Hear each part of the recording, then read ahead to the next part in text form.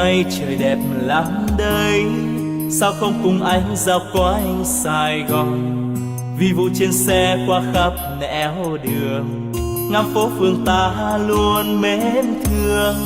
Sài Gòn của mình bao nhiêu quán xá, là có bấy nhiêu món ngon thật ngon, là có biết bao nhiêu lựa chọn, là nỗi đắn đo hôm nay ăn gì.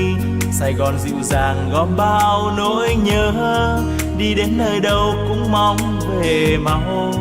Thương lắm quan quen đôi ta vẫn hẹn, yêu lắm những con đường ta từng qua.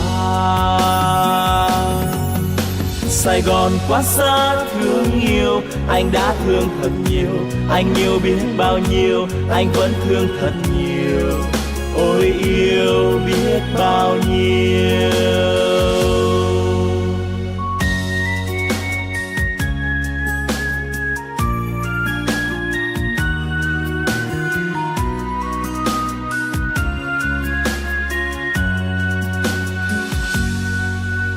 Hôm nay trời nhiều nắng ấm, sao không cùng nhau dạo quanh Sài Gòn.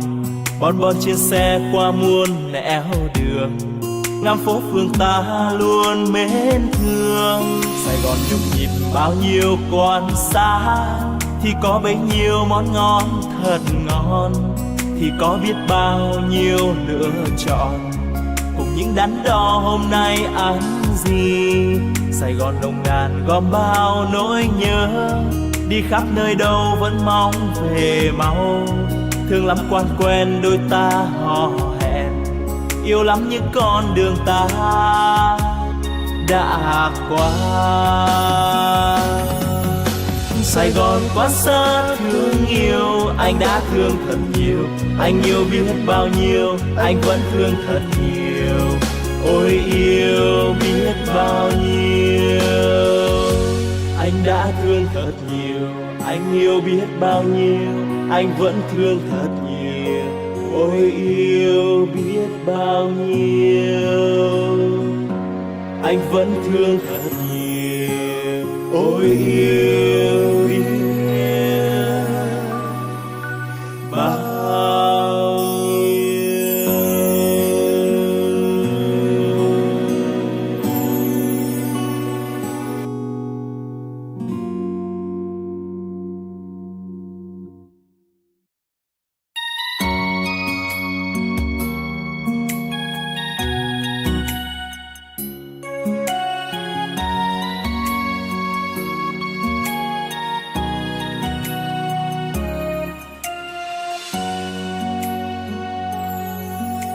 Hôm nay trời đẹp lắm đây, sao không cùng anh dạo quanh Sài Gòn.